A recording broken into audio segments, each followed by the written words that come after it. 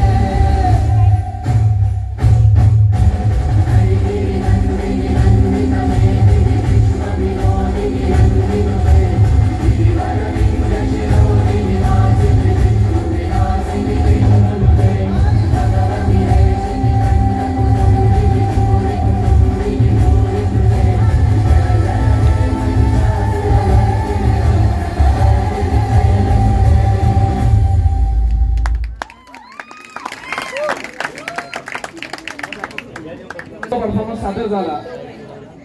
खरं तर महाराष्ट्रातील आपण सांस्कृतिक कार्यक्रम बघत असताना आपल्याला कधीतरी जर आपण मागे जाऊन विचार केला तर ज्याच्या वेळेला आपल्या समोर गोंधळ, जोगवा, अष्टमी, लावणी असे ज्या वेळेला परफॉर्मन्स सादर होतात त्यावेळेला आपण विचार केला पाहिजे की या नृत्यांचा जो आविष्कार आहे हा फक्त आपण अनुभवत असतो, पण त्याच्या मागे नक्कीच मोठी स्टोरी देखील असते, मोठा इतिहास देखील असतो।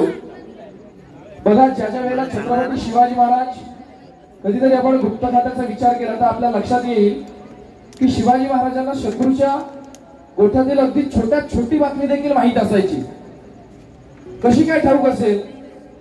सगळ्यांसाठी एक कॉमन प्रश्न असेल. बघा, आज सुद्धा, आजच्या घडीला सुद्धा आपल्या दारावरती जर एखादा भिकारी आला, एखादा साधू आला, एखादा फकीर आला, आपल्यातले किती जण त्या साधू फकीराला त्याचं नाव विचारतात, त्याचं गाव विचारतात, तो कुठून आला, कशासाठी आला, तो साधू कसा झाला, तो फकीर कसा झाला, हा प्रश्न किती जण विचारतात त्या समोरच्या व्यक्तीला? मला तर वाटतं हजारात एखादा असेल. इथे उपस्थितांपैकी कदाचित आपल्यापैकी मी स्वतःच कधी या छोट्या छोट्या गोष्टींचा विचार केला नाही की ही गोष्ट आपण अनुभवत असतो. जर कधी आपल्या दारासमोर भिकारी आला तर आपण खिशातून पटकन 2 रुपये काढतो, तो माणूस निघून जातो. पण बघा, छत्रपती शिवाजी महाराजांच्या काळामध्ये गुप्तहेर खात्याचे प्रमुख होते बहिर्जी नाईक. अत्यंत उत्तम वेशभूषा करून जी वेशभूषा केली ती साकारण्याची ताकद त्यांच्यामध्ये होती. आणि ती साकारलेली भूमिका वेगवेगळ्या शत्रूच्या गोठांमध्ये जाऊन तिथे गावांमध्ये फिरून शत्रूबद्दलची इत्थंभूत माहिती ही बहिर्जी नाईकांना असायची. खर तर ह्या ज्या आपण अदाकारी बघतो, लावण्य असेल, लावणी असेल, गोंधळ असेल, जोगवा असेल, बघा, जोगवा आणि गोंधळ करणारी जी मंडळी असतात त्यांना पण कधीच कुठेही गेल्याच्या नंतर विचारत नाही की तुम्ही कुठून आलात, कशासाठी आलात. आणि ही मंडळी या गावागावातून फिरायची आणि माहिती गोळा करायची. मगाशी आपण शिवाकाशीचा अनुभव बघितला की उत्तम मैत्री कशा प्रकारे असू शकते.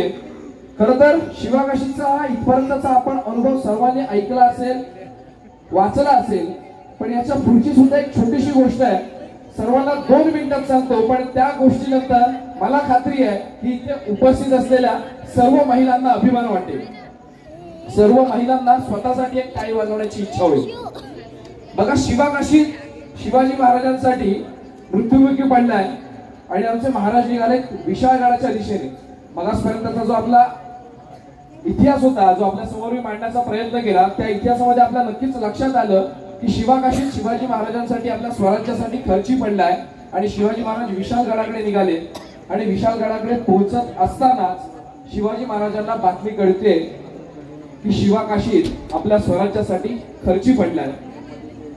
आणि त्यावेळेला शिवाजी महाराजांनी ठरवलंय की जर शिवाकाशीत हा स्वराज्यासाठी तर खर्ची पडलाच आहे, पण तो मरताना फक्त शिवाकाशीत एक स्वराज्याचा मावळा म्हणून नाही खर्ची पडला, तर तो शिवाजी महाराज तो माझ्या रूपामध्ये मरण पावलाय. आणि शिवाजी महाराज यावेळेला स्वतः शिवाकाशीच्या घरी निघाले, शिवाकाशीच्या आईला शिवाकाशीच्या घरी ही बातमी सांगण्यासाठी की शिवाकाशीत आपल्या स्वराज्यासाठी खर्ची पडलाय. बघा, शिवाजी महाराज बाकीच्या वेळेला किंवा ज्या वेळेला असा प्रसंग असेल, आपल्या स्वराज्यातील सुभेदाराला, स्वराज्यातील एखाद्या मावळाला हा सांगावा घेऊन घरी पाठवत असतील. पण यावेळेला मात्र शिवाजी महाराज स्वतः निघाले शिवाकाशीच्या घरी. आणि त्याच वेळेला शिवाकाशीच्या आईला समजतं की उभ्या स्वराज्याचा राजा आज आपल्या दारी येणार. आणि त्याच वेळेला ती शिवाकाशीची आई, ती माऊली महाराजांसाठी पंचारतीचं ताट तयार करते, महाराजांसाठी गुळाचा खडा घेऊन दरवाजामध्ये उभे राहते. अरे, कोण स्वराज्याचा राजा माझ्या दारामध्ये येतो, काय ऊर भरून आलं असेल त्या माऊलीला, उभ्या स्वराज्याचा राजा माझ्या दरवाजामध्ये येणार, कोण आनंद असेल त्या माऊलीचा, गगनात मावेना. बघा, आज सुद्धा आपण छत्रपती शिवाजी महाराजांचं नाव घेतो, आपल्याला किती बरं वाटतं, आपल्या समोर एवढा इतिहास आहे, आपल्याला किती अभिमान वाटतो. पण त्याच काळामध्ये, त्या संघर्षमय काळामध्ये छत्रपती शिवाजी महाराज स्वतः शिवाकाशीच्या घरी चालले. त्या शिवाकाशीच्या आईला, शिवाकाशीच्या बायकोला किती आनंद झाला असेल ना की उभ्या स्वराज्याचा राजा आमच्या घरी येतोय. आणि त्याच वेळेला शिवाजी महाराज दारामध्ये पाऊल टाकतात. शिवाकाशीची आई तिथे उपस्थित असते, शिवाकाशीची बायको असते. आणि त्यावेळेला शिवाकाशीची आई महाराजांना म्हणते, अरे राजा, तू वाट वाकडी करून का माझ्याकडे आलास, तू जर त्या पणाच्या वेडावरनं बाहेर पडलास, विशाळगडावरती तू पोहोचलास, तुझ्या आईकडं मासाहेब जिजाऊकडे का नाही गेलास, का वाट वाकडी करून या गोरगरिबाच्या दाराकडे आलास. महाराजांना काही समजेना, काय बोलावं आपण, कशासाठी आपण शिवाकाशीच्या दरवाजामध्ये आलोय. एवढंच नाही, त्याच शिवाकाशीच्या आईने शिवाजी महाराजांची पंचारती सजवली आहे, शिवाजी महाराजांची आरती करते ती शिवाकाशीची आई. त्यावेळेला महाराजांना काय वाटलं असेल, अगं आई तुझ्या लेकराच्या मृत्यूची बातमी घेऊन तुझ्या दरवाजापर्यंत पोहोचलो मी, तू कोणत्या हाताने माझी आरती करतेस, का तू माझी पंचारती करतेस? त्याच शिवाकाशीच्या आईने शिवाजी महाराजांना देण्यासाठी गुळाचा खडा पुढे केलाय. काय वाटलं असेल महाराजांना, अगं तोंडात कडवट बातमी घेऊन मी तुझ्या दरवाजापर्यंत आलो आणि हा गोड गुळाचा खडा कसा खाऊ ग मी? बघा, छत्रपती शिवाजी महाराज शिवाकाशीच्या दरवाजापर्यंत पोहोचताय आणि शिवाकाशीच्या आईला ही बातमी सांगणार की शिवाकाशी स्वराज्यासाठी खर्ची पडला. पण त्याच वेळेला शिवाजी महाराज म्हणताय, अगं आई तू का माझी पंचारती करतेस, तू का मला गुळाचा खडा देतेस, तुझ्या लेकराच्या मृत्यूची बातमी घेऊन मी इथपर्यंत पोहोचलो, तू का मला एवढं आग्रह करतेस? आणि त्यावेळेला शिवाकाशीची आई म्हणते, अरे राजा, माझा शिवा स्वराज्यासाठी खर्च पडला हे मला ठाऊक नाही का? आणि शिवाजी महाराजांना प्रश्न पडला, जर शिवाकाशीच्या मरणाची बातमी घेऊन मी इथपर्यंत पोहोचतोय, जर शिवाकाशीत मरण पावला हे सांगण्यासाठी जर मी स्वतः इथे येतोय, तर माझ्या आधी ही बातमी शिवाकाशीच्या आईला समजलीच कशी? बघा, स्वराज्यातील एकही बातमी बाहेर न जाणारे इतकं नियोजनबद्ध आपल्याला कार्य पाहायला मिळतं. पण शिवाकाशीत मारला गेला ही बातमी शिवाकाशीच्या आईला समजलीच कशी? शिवाजी महाराजांना प्रश्न पडलाय. शिवाजी महाराजांनी शिवाकाशीच्या आईला विचारलं, अगं आई तुझ्या लेकाच्या मृत्यूची बातमी घेऊन तुझ्या दरवाजापर्यंत आलो, पण तुला माझ्या आधी बातमी समजली कशी? आणि त्यावेळेला शिवाकाशीची आई म्हणते, अरे राजा, गावच्या वेशीवरनं तुला येताना बघितलं आणि त्याच वेळेला माझा शिवा मला दिसला नाही, समजून चुकलं र, माझा शिवा स्वराज्यासाठी खर्च पडला. विचार करा, त्या माऊलीला आधीच ठाऊक होतं की आपला शिवा स्वराज्यासाठी खर्च पडला आणि या वेळेला मात्र शिवाकाशीची आई ढसाढसा रडू लागली. तिला ते अश्रू अनावर झाले. राजा सांत्वनासाठी तिथे गेले. राजांनी शिवाकाशीच्या आईला सांगितलं, अगं आई तू का रडतेस? तुझा एक शिवा गेला तरी तुझा हा दुसरा लेख शिवाजी महाराज जरी असला तरी नक्कीच तुझा लेख म्हणून तुझा सांभाळ करेल, नको काळजी करूस. आणि यावेळेला मात्र शिवाकाशीची आई काय म्हणते माहितीये का? अरे राजा, कोणी सांगितलं तुला माझा लेख गेला म्हणून मी रडते? राजा, कोणी सांगितलं तुला माझा लेख स्वराज्यासाठी खर्ची पडला म्हणून मी रडते? शिवाजी महाराजांना काही कळेना. एकीकडे स्वतःचा लेख मरण पावलाय, स्वराज्यासाठी खर्च झालाय आणि ही आई अशी काय म्हणते, अरे नाही राजा, माझा लेख गेला म्हणून मी नाही रडत, तर मी याच्यासाठी रडते की या देवाने मला हा एकच लेख का दिला? जर अजून 4 असते तर आता परत तुझ्यासोबत 4 धाडले नसते का? बघा काय माऊलीचे विचार आहेत त्या. आणि त्यावेळेला मात्र शिवाकाशीची बायको काय म्हणते माहितीये का? कदाचित इथपर्यंत सुद्धा आपल्याला इतिहास माहित असेल, पण हा इतिहास जो इतिहासाचा सुवर्ण पान आपल्याला सर्वांना मला ऐकवायला आवडेल. नक्कीच शिवाकाशीची बायको त्यावेळेला म्हणते, ओ आत्याबाई, असं कशा बाई म्हणता की देवाने तुम्हाला एकच लेख का दिला? ही लेख सुद्धा तुमचीच आहे की? आणि तुम्हाला सर्वांना कदाचित नवल वाटेल आणि जर नवल वाटलं तर त्यामध्ये काही आश्चर्य नाही, पण ही सत्य घटना इतिहासामध्ये साक्ष देते की त्याच शिवाकाशीची बायको पन्हाळ्यावरती हातामध्ये तलवार घेऊन तर पन्हाळ्याच्या वेडामध्ये झुंजली आहे. खरंच या स्वराज्यासाठी फक्त आमची मनगट नाही झिजली, या स्वराज्यासाठी फक्त आम्हाला मनगट झिजली हा इतिहास सांगितला जातो. खरं तर मोडेल पण वाकणार नाही असं आपण सहज म्हणतो, पण खरं तर वाकेल पण मोडणार नाही हा देखील स्वराज्याचा इतिहास आहे.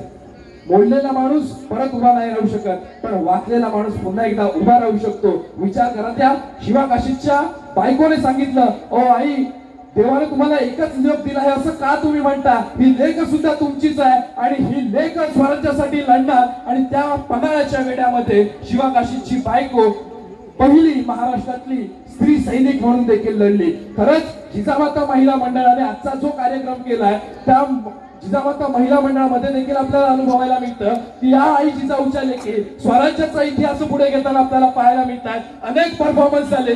खरं तर या महिला हॉटेल व्यावसायिक असतील, इतर त्यांचे व्यवसाय असतील, दिवसभराचं कामकाज असेल, ते बाजूला सारून देखील आपल्यासाठी एक उत्तमोत्तम परफॉर्मन्स सादर करताना दिसतात. त्याच्यासाठी घेतलेली त्यांची महिला 2 महिन्याची मेहनत आपल्यासाठी आपल्याला दिसते. नक्कीच एकदा जोरदार टाळ्या झाल्या पाहिजे तिथल्या महिला मंडळासाठी ज्यांनी आपल्या समोर इतका बेस्ट परफॉर्मन्स सादर केलाय, आपल्यासाठी वेळ काढलाय. या मात्र आपण पुन्हा एकदा कार्यक्रमाकडे वळतोय. आलोय पण आता एक छोटासा तुमची फक्त 2 मिनिटं घेणार आहे. जिजामाता महिला मंडळातर्फे दत्तवाडीचे अध्यक्ष सन्माननीय प्रदीपजी सुर्वे साहेब यांनी व्यासपीठावर यायचं आहे.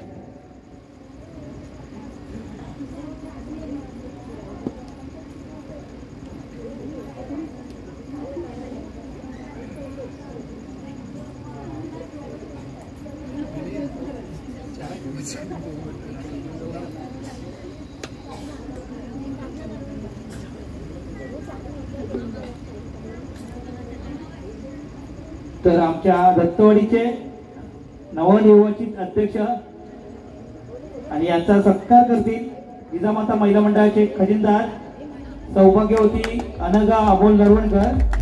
शाळेच्या गजरात त्यांचं स्वागत करायचं आहे. तर धन्यवाद अप्पा.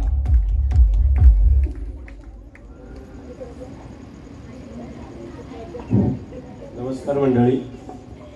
भाषण करणार नाही, घाबरू नका. खऱ्या अर्थानं माझा सत्कार करण्याच्या ऐवजी ह्या महिला मंडळाला खास या ठिकाणी त्यांना खऱ्या अर्थानं त्यांचं स्वागत करायला पाहिजे, त्यांच्या पाठीवर थाप मारायला पाहिजे. इवलेशे रोप लावी येले दारी, त्याचा वेलू गेला गगनावर. 1986 साली दत्त मंदिरामध्ये कार्यक्रम होत असताना या लहान मुलांचे डान्स पहिल्यांदा बसवले गेले, त्याचा मी साक्षीदार आहे. आणि त्यावेळेला अशा प्रकारचा लाईट वगैरे हा प्रकारच नव्हता, बरोबर ना? त्यांना माहिती आहे. 1986 सालची गोष्ट सांगतो. मुंबईतून आम्ही जेव्हा हा लाईट आणला तेव्हा आमच्या वरिष्ठ मंडळींनी विचारलं, अरे कसले 12,000 रुपये, लाईट तरी कसला आहे हा? म्हटलं पाहिल्यावर कळेल. आणि तेव्हा ही सुरुवात झाली. आज अभिमान वाटतो की माझ्या या वाडीमध्ये एकापेक्षा एक सुप्त गुण असलेले कलाकार या ठिकाणी जन्माला आलेले. अर्थात ह्या ज्या महिला नाचल्या त्यांची मुलं ग्रॅज्युएट झालेली आहेत. मगाशी काहींचा इथे सत्कार सुद्धा झाला सुरुवातीला. आणि त्यांच्या आई या ठिकाणी जेव्हा नाचतायत त्या बघून त्यांना, त्या मुलांना केवढा आनंद झाला असेल. मला वाटतं उत्कर्षाने आता उल्लेख या ठिकाणी केला की या महिला हॉटेल व्यावसायिक आहेत, त्या काय काम करतात, पण अशा महिला या ठिकाणी अतिशय चांगल्या रीतीनं नाचू शकतात. लहान मुलांपासून थोरांपर्यंत अतिशय चांगला या ठिकाणी डान्स आपण पाहिलेले आहेत, कार्यक्रम पाहिलेला आहे. या सगळ्यामध्ये आणखीन एक कौतुक करावं असं वाटतं की ते उत्कर्ष कर्देकरचं. त्याचं या ठिकाणी मी सगळं समालोचन पाहिलं आणि खरंच मला एक अभिमान वाटला. अर्थात मी ऐकून होतो, तेवढं मी कधी पाहिलं नव्हतं, पण आज मी प्रत्यक्ष अनुभवलं. खऱ्या अर्थानं अशा पद्धतीचा कार्यक्रम होताना अर्धा भाग जो असतो तो समालोचन करण्यावर असतो. त्याची बुद्धिमत्ता, त्याचा अभ्यास त्याच्यामध्ये दडलेला असतो. शिवचरित्रावर ज्या वेळेला तो माणूस अनुभव सांगतोय, उदाहरणं देतोय, याचा अर्थ त्याने तो अभ्यास शिवचरित्राचा केलेला आहे. शिवाकाशीत सगळ्यांनाच कळलं अशातलं माहिती नाहीये. शिवाकाशीच्या काही गोष्टी त्यांनी ज्या सांगितल्या त्या मी पण अभ्यास केलेला नाही, त्याचा माझ्याही वाचनामध्ये आलेल्या नाही. शिवचरित्राचा अभ्यास केला मी, शिवाजी महाराजांवर भाषणं बरीचशी केलेली आहे, पण हा शिवाकाशीचं त्यांनी जे काही सांगितलं त्याचा पूर्ण अभ्यास मी काही केलेला नाही. पण ही माहिती देऊन आपल्या अंगामध्ये खऱ्या अर्थानं हिंदुत्वाचा जागर जो केला आहे त्याचा अभिमान करावा तेवढा थोडा आहे. हा अभ्यास त्यांनी परिपूर्ण केलेला आहे आणि खऱ्या अर्थानं त्याचा सत्कार खऱ्या अर्थानं व्हायला पाहिजे. आणि मला मिळालेली ही शाल ही आहे, मी आठवण केली होती, पण आयत्या वेळेला हा प्रकार झाला म्हणून मी थोडा थांबलो. तशाच पद्धतीनं महिला मंडळांच्या संदर्भात सुद्धा मध्ये अभिमान वाटतो. ज्या महिलांनी या ठिकाणी सगळ्यांनी जो डान्स केला, लहान मुलांपासून थोरांपर्यंत, त्याच्यामध्ये ते करण्यामागे सुद्धा एक मागे दिग्दर्शक असतो, हल्ली त्याला कोरिओग्राफ म्हणतात इंग्रजीमध्ये. पण तो जो युवराज भुवड, त्याला सुद्धा या ठिकाणी खऱ्या अर्थानं त्याचा सुद्धा सन्मान व्हायला पाहिजे, कारण त्याने सुद्धा या ठिकाणी जे काही डान्स बसवले हे बसवण्यामागे खरा गुरु जो असतो तो दिग्दर्शक मागे असतो, नाटकात काम करणारी माणसं पुढे असतात, पण त्यांना शिकवणारा हा सुद्धा तेवढाच महत्त्वाचा असतो. मला पूर्ण माहिती नाही, पण मगाशी मला कळलं की यांच्यामध्ये डान्स करणाऱ्या सुद्धा काही महिलांनी 1-2 डान्स बसवलेत, बरोबर ना? असं मला कळलं. कोणी बसवले ते कळलं नाही, पण एकंदरीत जेव्हा पाहिलं मी ते सगळं तेव्हा कुणी बसवले असतील याचा अंदाज मला आला. कारण जेव्हा एखादा डान्स करतो तेव्हा त्याचे हावभाव, त्याचे काम करण्याची पद्धत, नाचण्याची पद्धत ही ओळखण्याची क्षमता निश्चितपणानं मला 1986 सालापासून आहे. आणि त्यामुळे निश्चितपणानं ह्या महिलांचं कौतुक करावं तेवढं थोडं आहे. काही महिला कदाचित उमऱ्याच्या बाहेर सुद्धा पडत नसतील, काही एवढ्या लाजवट आहेत की हिशोबाच्या बाहेर लाजवट आहेत, हे आम्ही बघतो. पण अशा महिला जेव्हा या ठिकाणी मोकळेपणाने डान्स करतात त्या आठवणी खरंच सांगण्यासारख्या आहेत. म्हणजे माझा अनुभव असा आहे की मंडळाची स्थापना केल्यानंतर जेव्हा मी समालोचन करायचो त्यावेळेला एखाद्या वेळेला मी 4 वाजेपर्यंत जागलो आणि उठलो नाही सकाळी, तर माईक लावल्यानंतर आमच्या त्यावेळचे माझे जे कार्यकर्ते होते त्यांना माईकवर बोलता येत नव्हतं. म्हणजे एवढंच सांगायचं मी सुरुवात करायचो की मंडळाच्या सगळ्या कार्यकर्त्यांनी ग्राउंडवर उपस्थित राहा, हे सुद्धा बोलायला कोण माईकवर यायचा नाही. आणि मग मला उठवायला यायचे, अप्पा तर तूच चल आणि तूच बोल. पण आमच्या ह्या महिला ज्या पद्धतीनं या ठिकाणी डान्स करत आहेत, ज्या पद्धतीनं या ठिकाणी त्यांनी परफॉर्मन्स केला तो वाखाणण्यासारखा आहे. त्यासाठी या दोघांचंही, म्हणजे ज्यांनी समालोचन केलं त्या उत्कर्षचा आणि ज्यांनी त्यांना शिकवलं त्या कोरिओग्राफ केली त्या युवराजचं, या ठिकाणी खऱ्या अर्थानं मी मनापासून त्यांच्या पाठीवर थाप मारतो, महिलांच्या पाठीवर थाप मारतो आणि आपली रजा घेतो. जय हिंद, जय महाराष्ट्र. धन्यवाद अप्पा. आता मी बोलतोय अमरनाथ नरवणकर, हे दत्तवाडीचे उपाध्यक्ष आहेत, तर कृपया व्यासपीठाकडे यायचं आहे. तसेच दत्त क्रीडा मंडळाचे अध्यक्ष श्री विशाल उर्फ दादू सुर्वे, कृपया व्यासपीठाकडे या.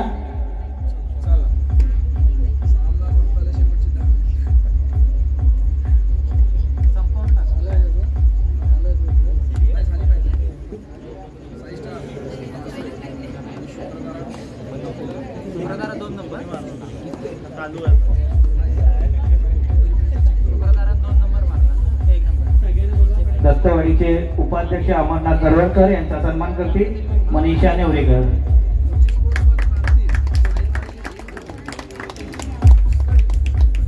धन्यवाद. दत्त क्रीडा मंडळाचे अध्यक्ष विशाल सुर्वे, कृपया व्यासपीठाकडे यायचं आहे.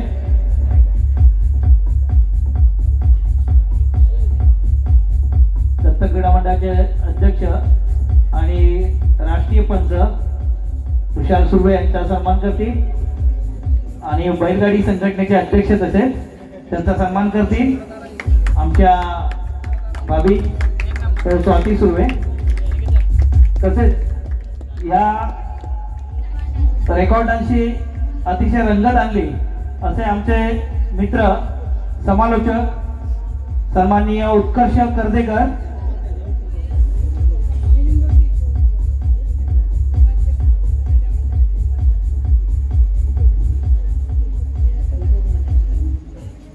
उत्कर्ष कर्देकर,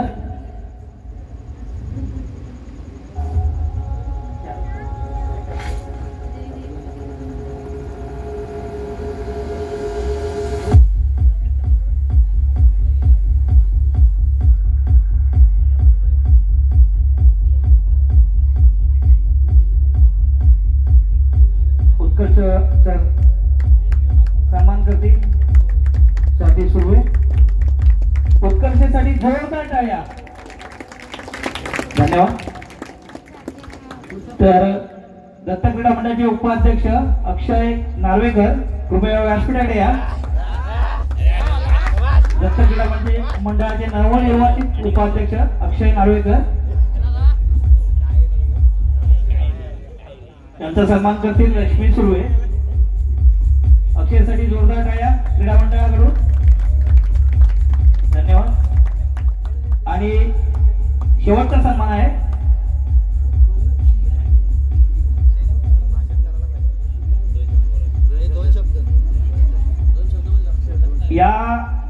ऑटोमॅटिक साऊंड सिस्टीम आणि प्रकाश योजना याचं उत्तम नियोजन केलेले आमचे मित्र योगेश भाटकर, कृपया आपण व्यासपीठाकडे या.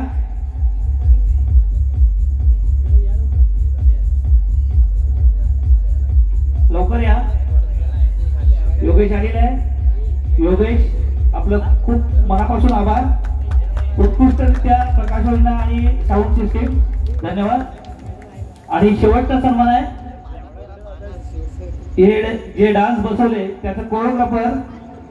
आणि यांची एक गोष्ट सांगायची राहिली आहे, जेव्हा देवळावर रेकॉर्ड डान्स व्हायचे तो गोंधळ या स्पर्धेमध्ये नाचले होते युवराज होळ. ते अजून आमच्या डोळ्यासमोर आहे. बरेच लोक तो गोंधळ विसरलेले नाहीत. तर युवराज सरांसाठी जोरदार टाळ्या. युवराज सर प्लीज. युवराज सरांचा सन्मान करते अनघा अमोल नरवडकर.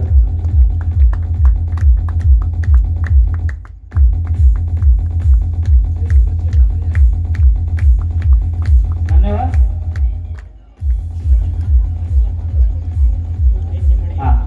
अजून एक राहिलंय. तर हे स्टेजचं जे मंडप डेकोरेशन केलंय ते आपल्या गावातील सुपुत्र राज संजय सुर्वे. कृपया आपण आला असाल तर व्यासपीठाकडे या. तर त्यांचा कोणी प्रतिनिधी असेल तर त्यांनी या. नुपूर सुर्वे.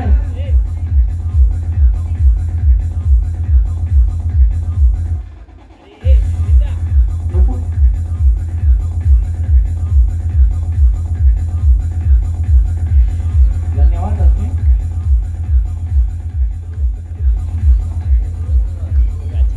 उत्कर्ष, कृपया आपण आता आपला ताबा घ्यायचा आहे आणि कार्यक्रमाला सुरुवात करायची. मंडळी, आता मात्र शेवट ज्याचं नाव घेतलं आपल्या गावचा सुपुत्र राज सुर्वे. खरं तर एकदा चेक केलं पाहिजे की शुक्रतारा प्रतिष्ठान या संघामध्ये आपल्या गावातून कोण कोण होतं. माझ्या माहितीप्रमाणे जतीनजी तोडणकर आणि राज सुर्वे. आपल्या सर्वांसाठी गुड न्यूज आहे. दापोलीमध्ये गेले 3 दिवस चालू असलेल्या प्रो कबड्डी लीग दापोलीमध्ये ज्या संघामधून आपल्याला आपल्या गावचे 2 सुपुत्र खेळताना पाहायला मिळाले त्या संघाने दापोलीमध्ये प्रथम क्रमांक पटकावलाय.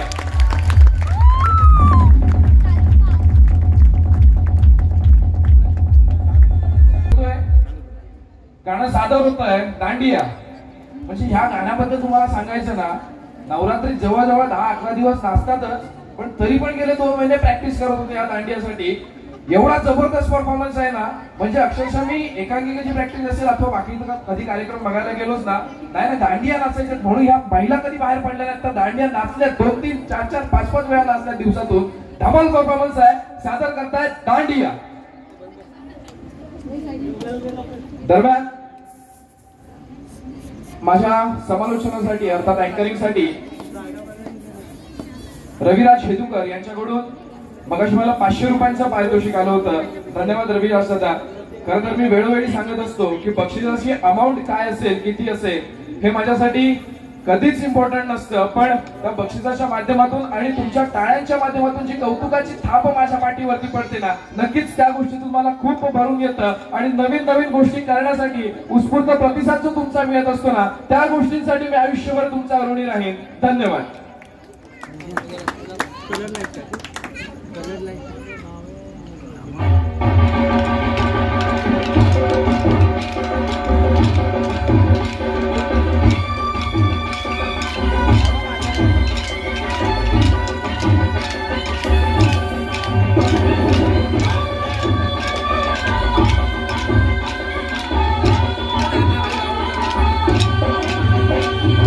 उठली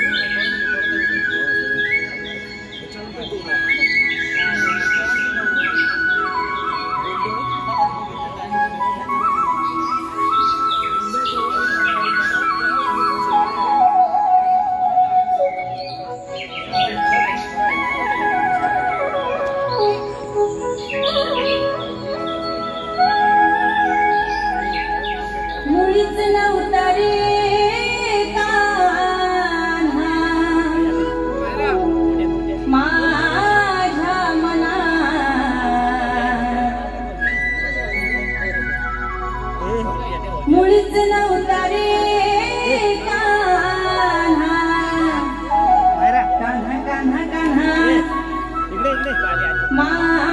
माझ्या मनात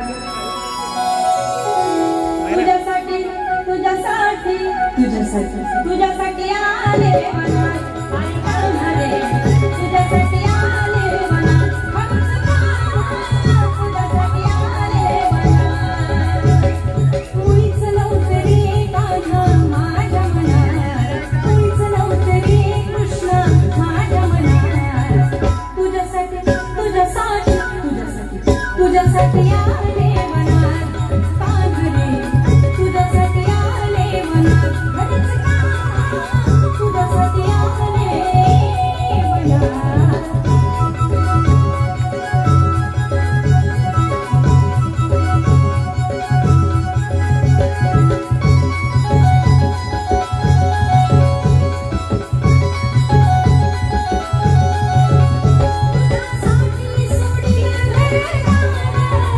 तुझ्यासाठी सोडीला संसार तुझ्यासाठी सोडीला तुझ्यासाठी सोडीला संसार मुरली वाजवी तो कान्हा तुझ्या मनात मुरली वाजवी तो ग तुझ्या मनात तुझ्यासाठी तुझ्यासाठी तुझ्यासाठी तुझ्यासाठी आले मनात कान्हा रे तुझ्यासाठी आले मनात खरंच कान्हा तुझ्यासाठी आले मनात मुळीच नव्हतं रे कान्हा माझ्या मनात मुळीच नव्हतं रे कृष्ण माझ्या मनात तुझ्यासाठी तुझ्यासाठी तुझ्यासाठी तुझ्यासाठी आले मनात आणि कान्हा रे तुझ्यासाठी आले मनात खरंच कान्हा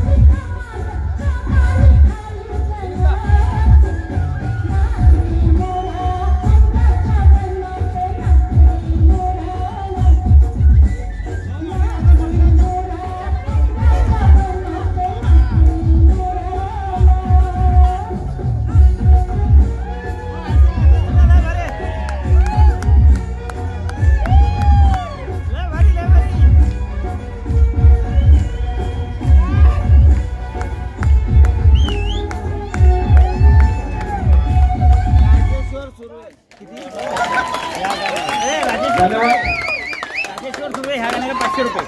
राजेश्वर सुर्वे यांच्याकडून या गाण्यासाठी 500 रुपये. 500 रुपयांचं पारितोषिक येतंय. मंडळी मंडळाला काही देणग्या आपण आता या मात्र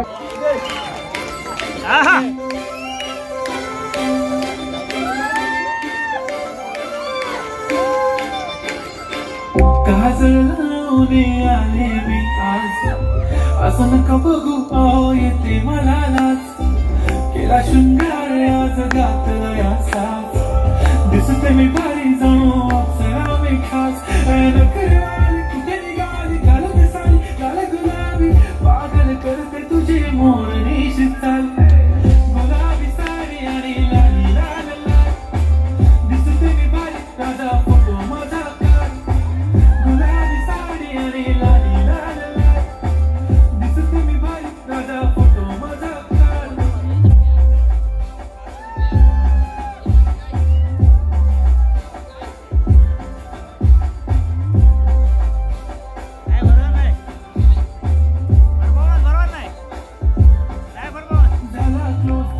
श्रीकांत मोरे आणि आस्था श्रीकांत तोडणकर मंडळी आजचा हा कार्यक्रम सादर करताना नक्कीच आपल्या सर्वांसमोर महाराजांचा इतिहास, अधूनमधून थोडीशी गंमत हे मी सादर केली असेल. जर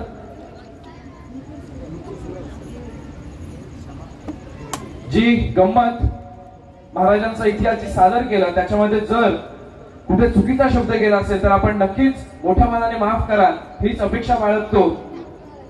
अशीच संधी मला वारंवार मिळत राहू दे ही छत्रपती शिवरायांच्या चरणी प्रार्थना करतो.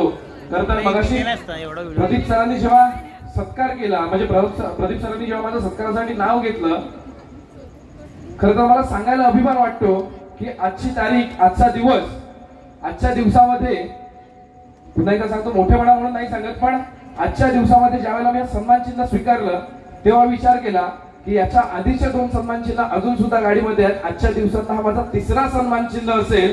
प्रथम सन्मान चिन्ह साप्त्या येथे सकाळी 5 वाजता मिळाला. त्याच्यानंतर द्वितीय सन्मान चिन्ह दुर्वा स्पोर्ट्स बरियाई जालगाव इथे, आणि त्याच्यानंतर 3रा सन्मान चिन्ह हा स्वतःच्या गावामध्ये मिळाला. याचा मात्र जास्त अभिमान आहे. नक्कीच ज्यावेळेला मी महाराजांबद्दल बोलत असतो प्रदीप सरांनी ती गोष्ट नोटीस केली की शिवचरित्राचा अभ्यास, खरंच शिवचरित्राचा अभ्यास म्हणजे एक वेळ आपलं आयुष्य कमी पडेल पण छत्रपती शिवाजी महाराजांचा अभ्यास कधी संपणार नाही. छत्रपती शिवाजी महाराज आपल्या समोर जगले फक्त 50 वर्ष, पण उभ्या जगासमोर जवळपास आपल्याला 50 लाख वर्षांचा इतिहास सादर केलेला पाहायला मिळतो. खरंच त्या माणसाने आपल्याला शिकवलंय की माणसाने जगावं तर जगावं कसं, आणि ज्या वेळेला मरण येईल तर मरावं कसं, हे जर कोणाकडून आपल्याला शिकायला मिळतं ना तर ते छत्रपती शिवाजी महाराज. जाता जाता एवढंच म्हणेल, ज्या वेळेला आपल्याला शिवचरित्रांना काही शिकायची संधी मिळते त्यावेळेला आपण एवढं शिकलं पाहिजे जे छत्रपती महाराजांनी आपल्या समोर मांडून ठेवलंय. जेव्हा आपण संपूर्ण शिवचरित्राचा इतिहासाचा अभ्यास करतो नक्की एक गोष्ट मी सांगतो की काळ्या कुट्टांदरात आपली दिशा ठरवून वाट काढता आली पाहिजे. काळ्या कुट्टांदरात आपली दिशा ठरवून वाट काढता आली पाहिजे. संकटे आली असता डगमगून न जाता त्यांवर मात करून पुढे जाता आलं पाहिजे. बलाढ्य शत्रूशी आपल्या तुटपुंज बळाने झुंज देत यश मिळवता आलं पाहिजे. सहकार्यांना उत्साह देत व शत्रूला सतत चुकवत आपले यश मिळवायचे असते. हे सर्व गुण शिवरायांमध्ये होते. आदर्श पुत्र, सावध नेता, लोककल्याणकारी प्रशासक, हिकमती लढवय्या, सज्जनांचा कैवारी, दुर्जनांचा कर्दन काळ, अशा आमच्या शिवरायांच्या व्यक्तिमत्वाचे कितीतरी तेजस्वी पैलू आहेत. हे सारे पाहिले की पुन्हा पुन्हा वाटते शिवरायांचे आठवावे रूप आणि शिवरायांचा आठवावा प्रताप. बोला छत्रपती शिवाजी महाराज की जय. मंडळी, आपण सर्वजण एक गोष्ट नेहमीच म्हणत असतो की प्रत्येकाला नशिबाची साथ हवी असते, बरोबर ना? इथे उपस्थित असलेल्या कितीतरी जणांना वाटत असेल जर माझं नशीब चमकलं तर, जर मला लॉटरी लागली तर, वाटतं ना प्रत्येकाला मला 50,000चं 1 लाखाचं बंडल जर रस्त्यात मिळालं तर.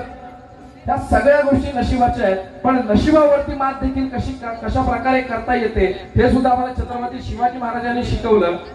2च ओळी म्हणे, तकदीर के खेल से कभी निराश नहीं होते, तकदीर के खेल से कभी निराश नहीं होते, जिंदगी में कभी ऐसे उदास नहीं होते.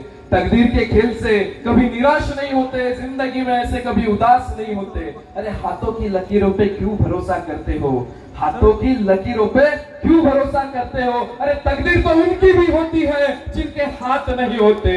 धन्यवाद। पुन्हा एकदा आपण कार्यक्रमाच्या अंतिम परफॉर्मन्स कडे वळतोय। सादर होतोय गोंधळ जोगवा, सादर करतात प्राची सुशांत मोरे, आस्था श्रीकांत तोरणकर आणि नुपूर राज सुर्वे। गाण्याचे बोल असतील गोंधळ जोगवा।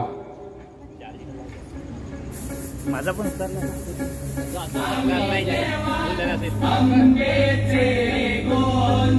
लावू का?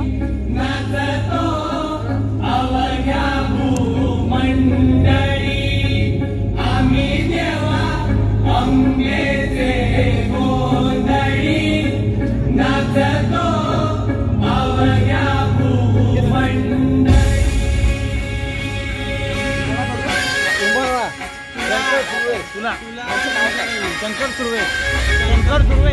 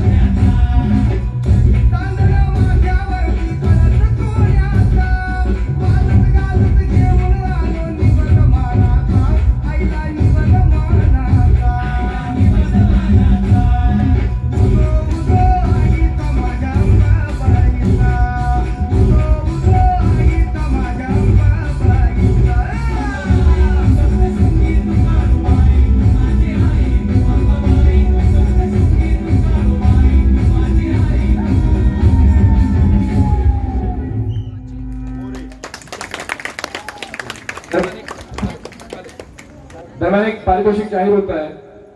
प्राची मोरे यांच्यासाठी रविराज शेदुकर यांच्याकडून 500 रुपयांचं पारितोषिक. तसंच सर्व मान्यवरांचा देखील मनापासून आभार मानतो आणि आजच्या रात्रीसाठी सर्वांना शुभरात्री करतो.